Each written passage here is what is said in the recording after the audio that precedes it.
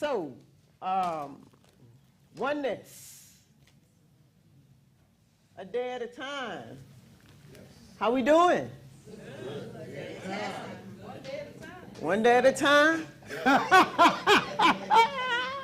One day at a time. One day at a time. All right. So this morning, would you? Minute by minute. Ain't that the truth?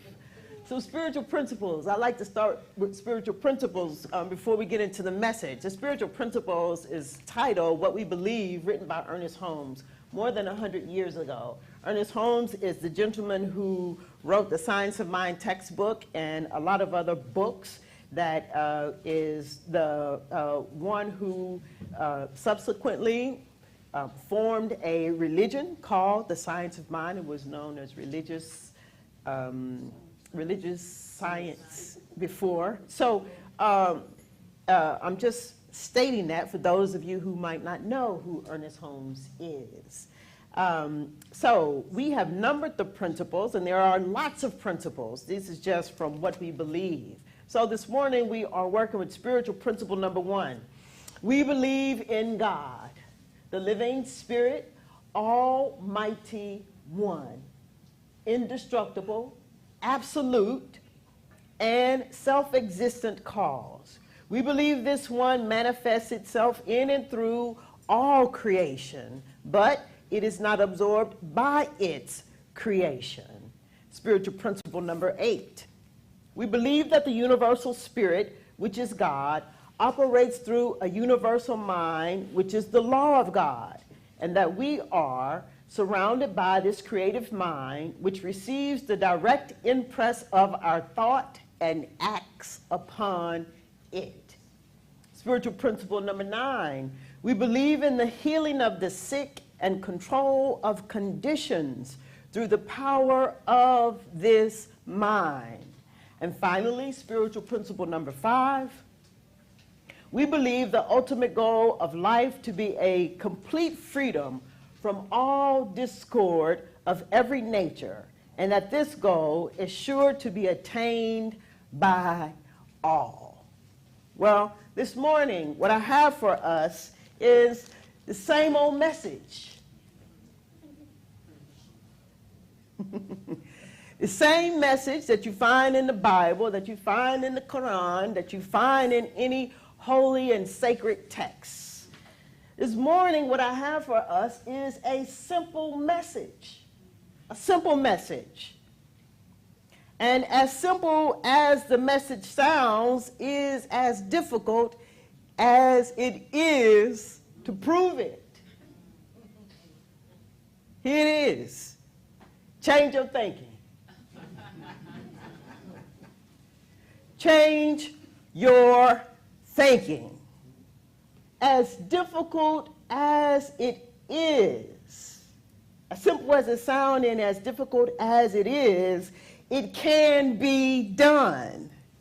What makes it difficult is that, number 1, you've got to know what you're thinking. Number 2, then you've got to be willing to let go of what you're thinking. Not some of it, but all of it. Number 3, then you have got to allow a new thought to emerge. And it has got to be embraced, and it has got to be embodied. Change your thinking, because there is power in right thinking. You change your thinking, and soon you're back to thinking what you was thinking. It's elusive in that way. You know what I mean? You come in here thinking one thing, everything is in divine order, and your eyes will tell you, no, it's not. You know what I mean? Yes. Change your thinking. Change your thinking. You got it, Will? I got it, sis.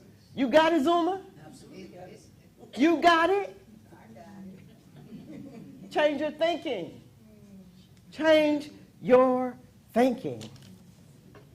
So there is a part of us that is very skeptical and can be skeptical at times, especially when we are relying on our eyes and we are relying on our ears. Sometimes we find ourselves doubting, and sometimes we find ourselves thinking that nothing good can happen. We find ourselves thinking that nothing good will happen. Or we find ourselves thinking about what is going to happen.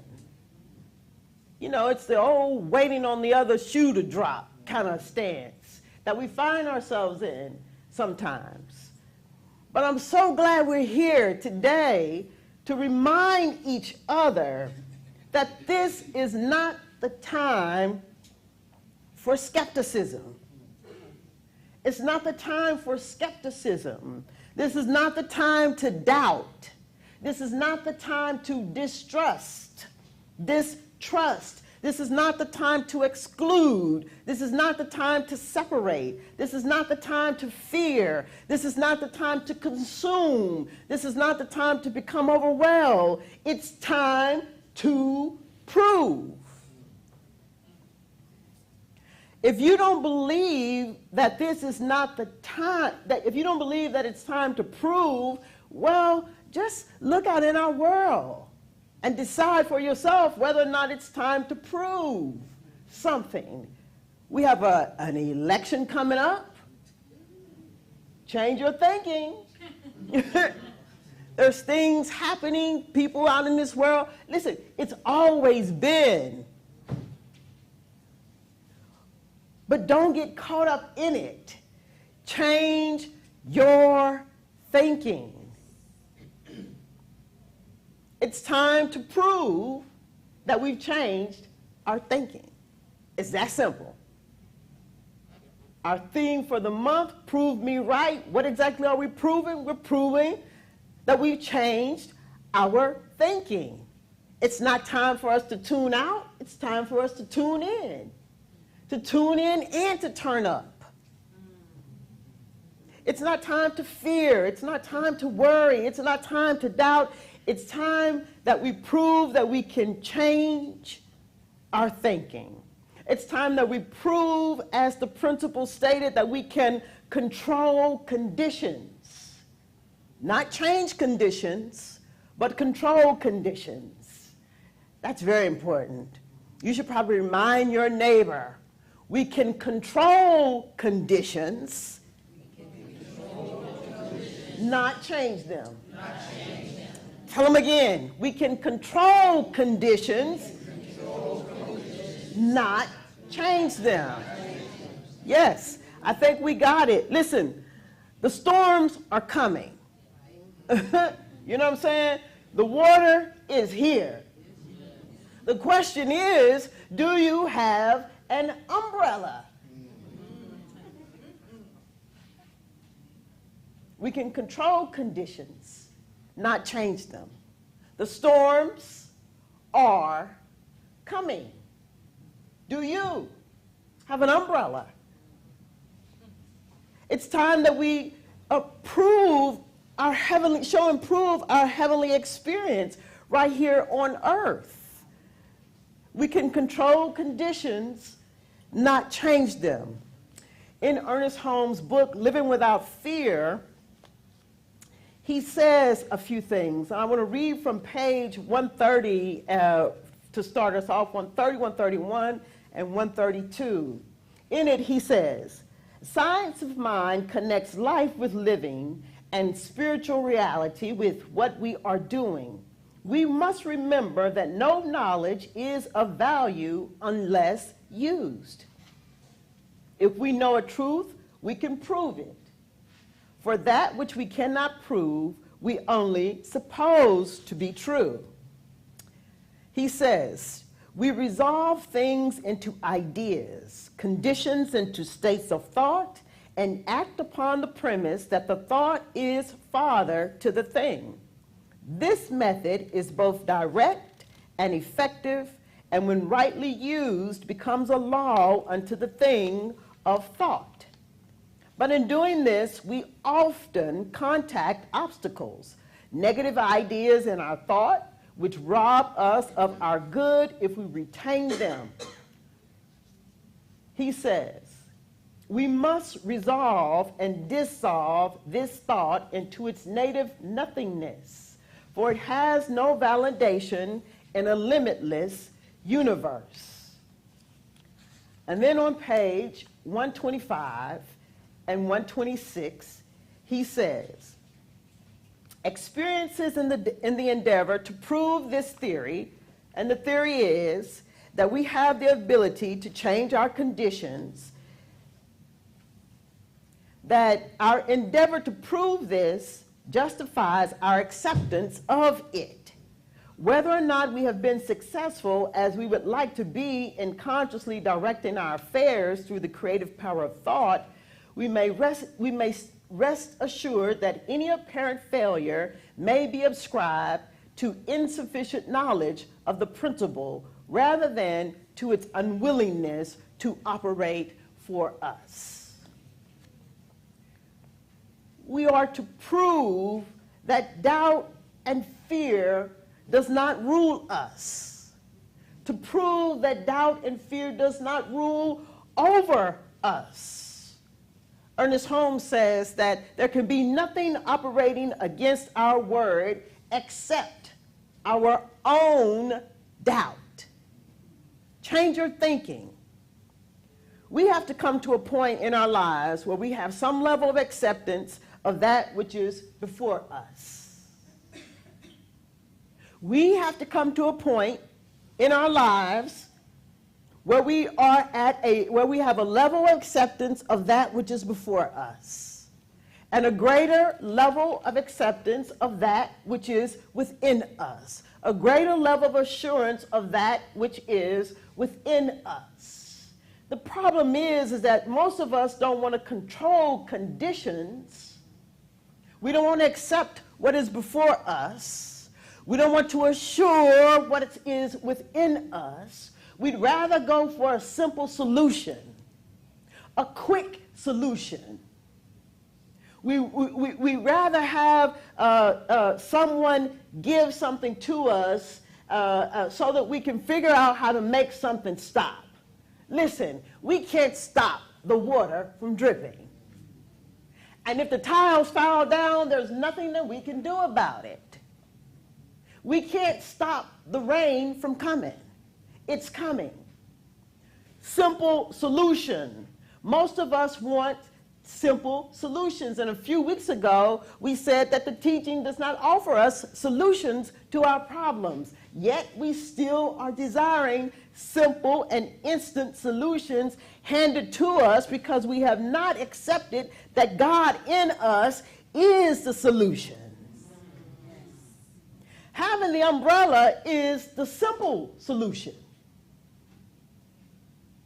Now, just because you got the umbrella, you still need to know how to open the umbrella.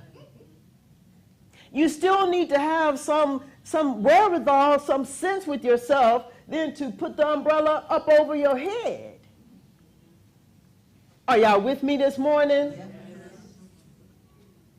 This takes practice. Change your thinking. It takes practice. Listen, have you ever tried to open an umbrella when it's storming outside? When the wind is blowing, you're in the car trying to get out? I heard a gentleman say that once the rain is over, to many of us, the umbrella becomes a burden. I'll give it to you again. Once the rain is over, the umbrella becomes a burden. In other words, once you've prayed the prayer, once you've allowed a new thought in, the burden to continue to, it becomes a burden because we don't want to find time to continue to practice. We don't want to find time, we don't want to take time to delve into what we are thinking, and then to let go of whatever it is that we are thinking, and then to open up to a new idea. The whole process of it all becomes a burden to us once the thing that we wanted to have stopped has been stopped. Once the thing that we want to have changed has been changed. But listen, you can't expect to receive the benefit of changing your thinking if you're not engaged in the act of changing your thinking.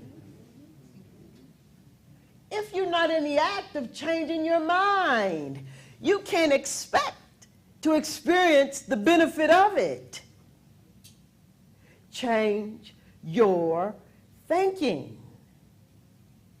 We can't expect to control conditions if we do not control our minds.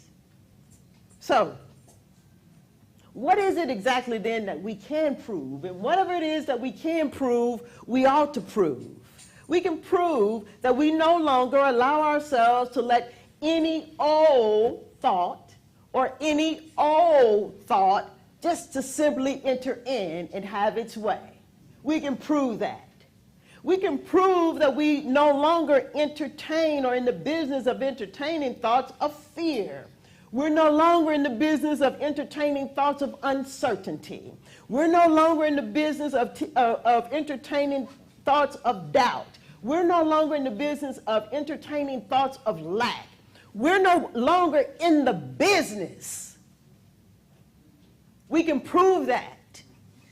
You can prove it, and I can prove it. And we should prove it. In Ernest Holmes' book, Living Without Fear, I'm on page 126 now. He says, each man and woman should be the master of his own mental household, although but a few of us are. And he that ruleth his spirit is better than he that taketh a city. He says that the problem is one of real belief.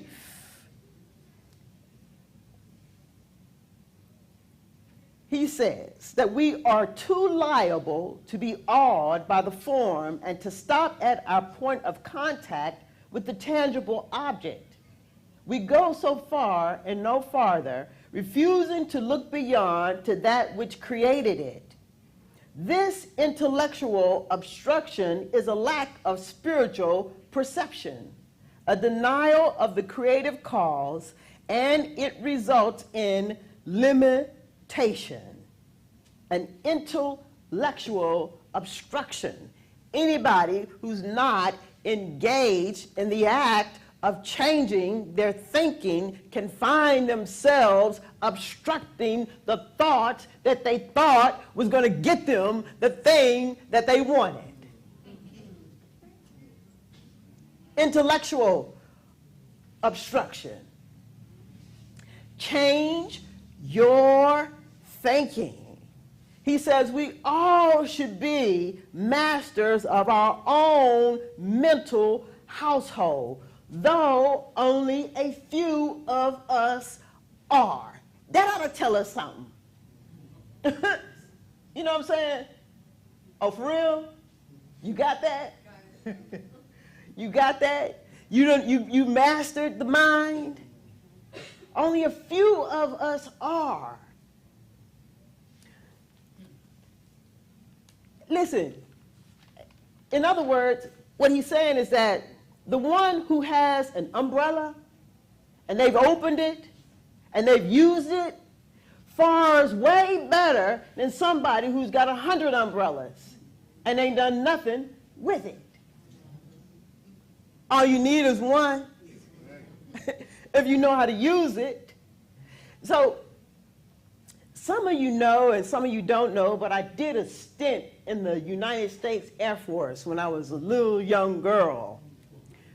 And a part of the time while I was serving in the United States Air Force, my job was law enforcement, right?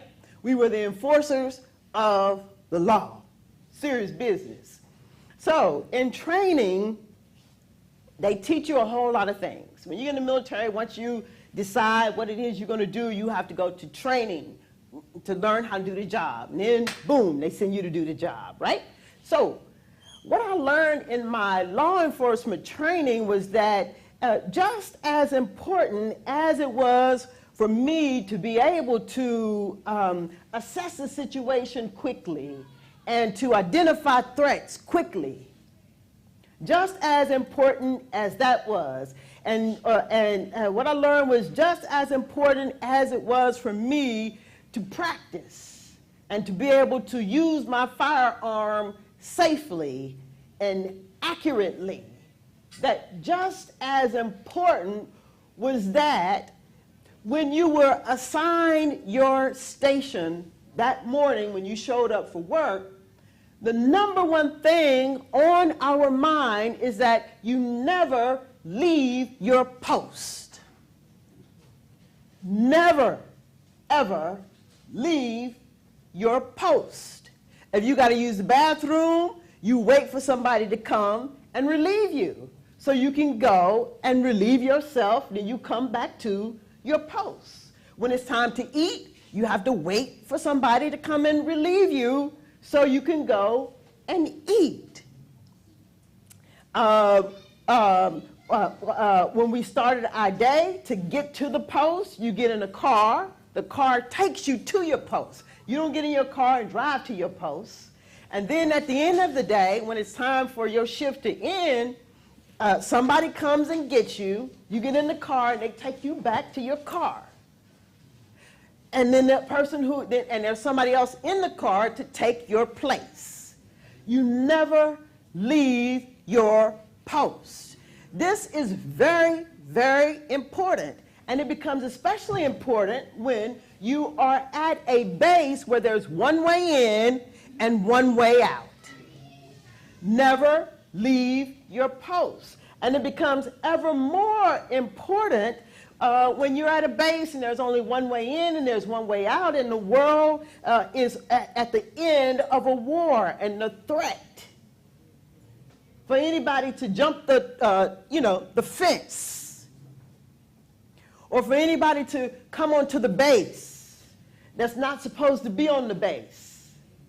The threat is high.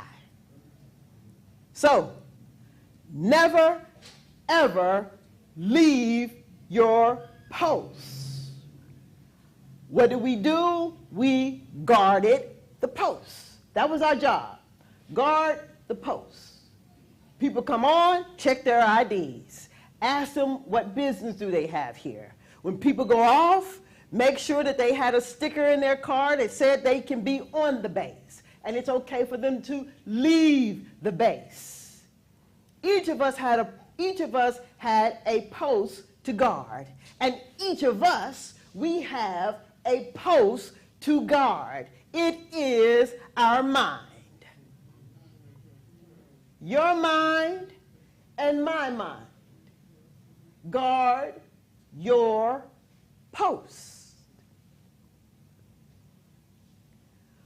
What do I mean by that? Well, we are to prove that we can think. And not only are we to prove that we can think, but we are to prove that we can think rightly. Okay? So, in the ancient Kemetic teachings, from this book, The Teachings of Ptah-hotep, one of the oldest books in the world. I'm going to tell you this again. One of the oldest books in the world. That every other holy book has pulled from and drawn from. It has some lessons in here for us.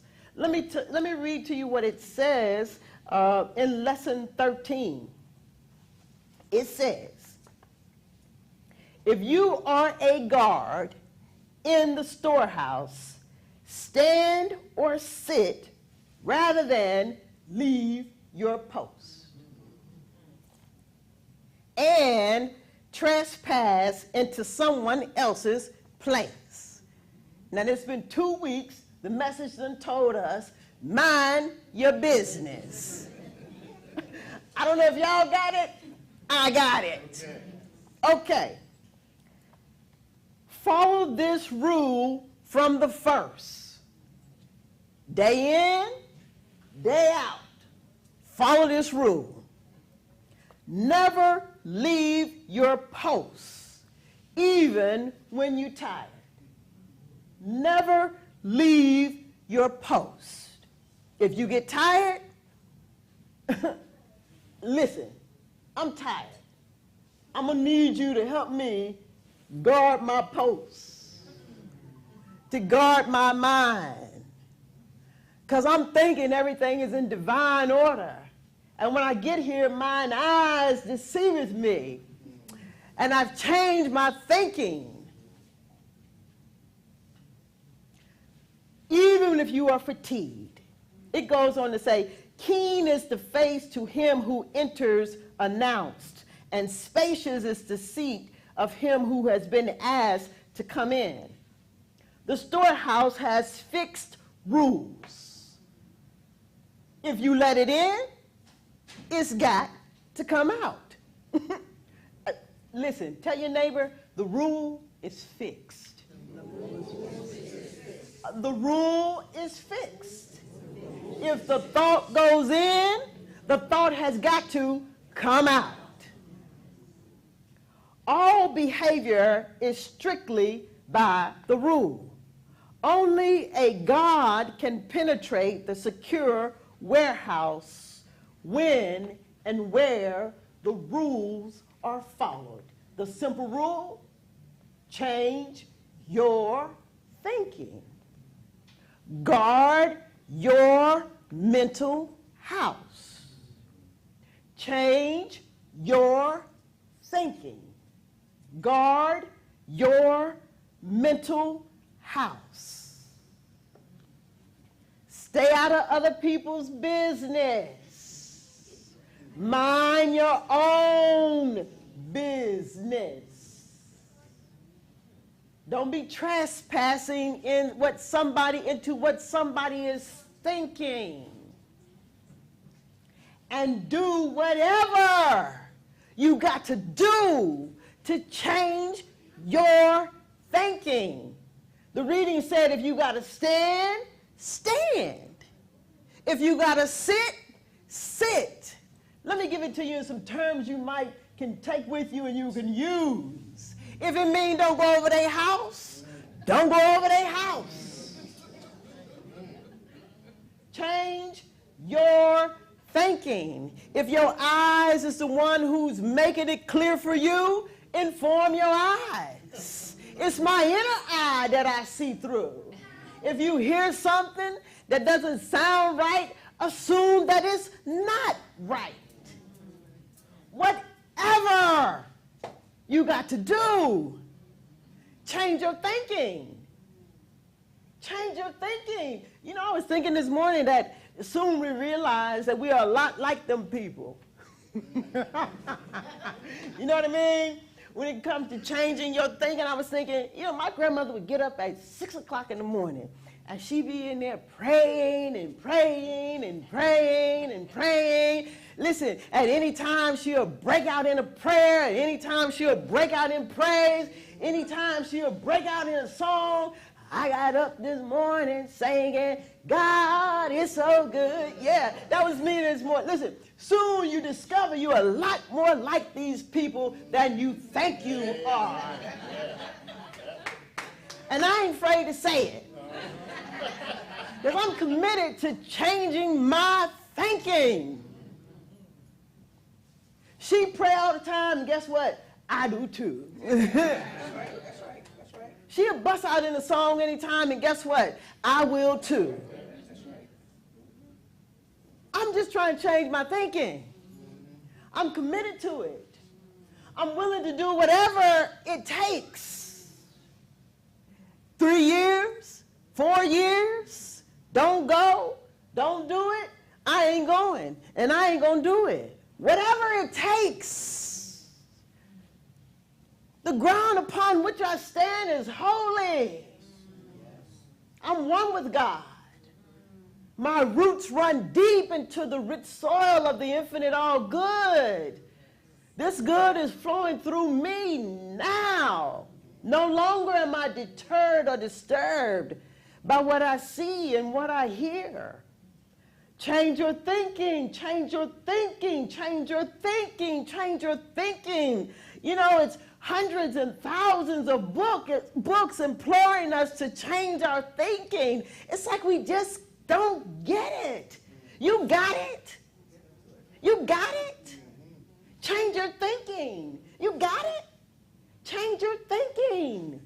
Change your thinking. Change it.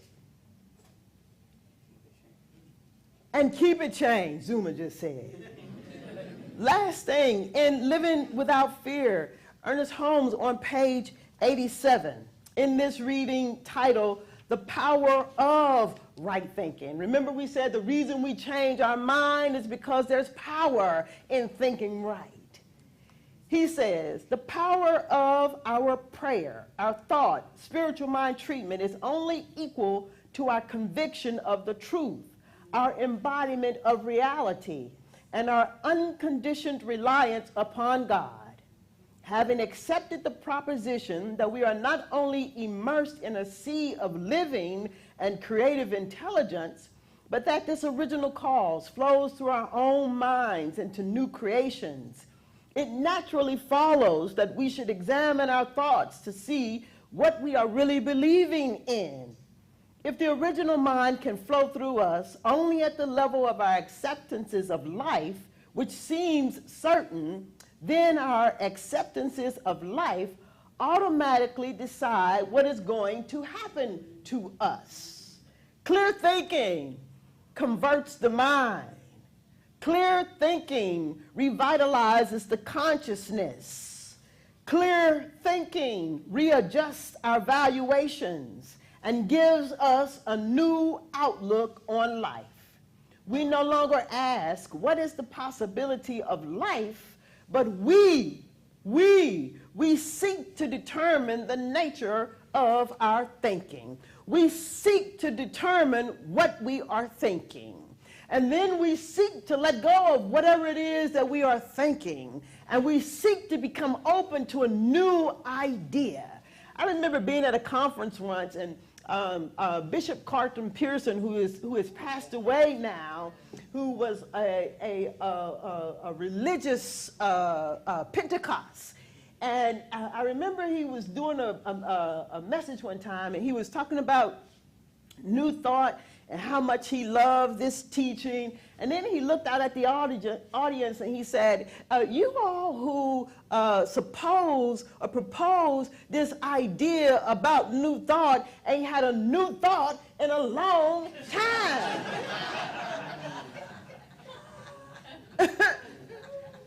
Change your thinking. Simple.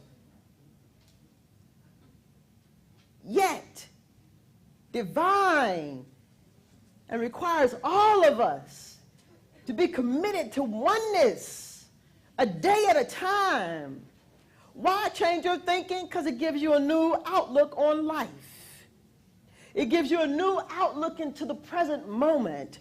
It opens you up to a new thought. Let it never become a burden for us, a burden for you and a burden for me, to change our thinking. Because this is not the time for skepticism. This is not the time to fear. This is not the time to worry. This is not the time to doubt. This is not the time to distrust. This is not the time to consume. This is not the time to fear. This is not the time to worry. This is not the time to doubt. This is the time to prove that you can change your thinking. Change your thinking. It's time that we prove that we can control conditions, not change them. Practitioners, join me as we take this moment to further anchor into all of that which is before us today, which is the divine idea in the mind of God flowing through each of us. I affirm and I know and recognize in this moment that there is but one life. There is but one mind, one power, and one presence, and it is mighty. It is the very magnificence of our being. It is the world and the world within us. Let us recognize it to be so and unify with it. Let us change our thinking. Let us change our mind from a sense of separation to one of unified and wholeness and oneness, and that where God is, I am, that God and I are one. Let us change our thinking to behold this, till we get to the point where it's personified in us, through us, and as us. We don't talk about it, we are about it. So from this stance, from this place and this space, then, as we deal with our simple idea of changing our thinking, let everything within us be willing to examine our mind. Let everything within us be willing to examine the thoughts that we are thinking. And then let everything within us be willing to let it go. Let it all go. And then let everything within us be open and available to a new thought, a new idea that is God ordained and God sustained. And then let us see the wonders that it works in our life. Let us be the beholders of it. Let us become a witness to it. Let us be willing to change our thinking. Change your thinking, Twana. Change your thinking. Change your thinking. Change your thinking. Change your thinking. Change your thinking. Guard your storehouse. Do whatever you got to do. I affirm and I know that this doing then, that it comes from within in a way that allows us and affords us the experience to do what we got to do with ease and grace, so that there's no out in the doing and the being, but a leaning into. Change your thinking. Change your thinking. Let us give thanks then in this moment for the change thinking, the change mind, the change behavior, the change action that we've already experienced. And let us rejoice in knowing that there is more, that the opportunity is ripe and ready for someone to break out in praise, for somebody to affirm that life is good. The time is ripe and ready for us to affirm that God is. Let us release any sense of skepticism and affirm and know life is good. I got up this morning singing, God is so good. When I rose this morning, I didn't have no doubt. No doubt. Hallelujah. Glory, glory. No doubt. Mine eyes and my ears, they got to come along. Let us be willing to guard our storehouse, our mental house. Let us be aware of what comes in and what goes out. As we rejoice in this moment to remind each other, let us give praise and be moved in this moment to gather it all in, taking it within ourselves, where our word surely becomes made manifest, where our word surely cannot return unto us void. We let it be simply, and we claim it together by saying, and so it is. Yes, and so as we journey on throughout our week, remember, this is not the time for skepticism.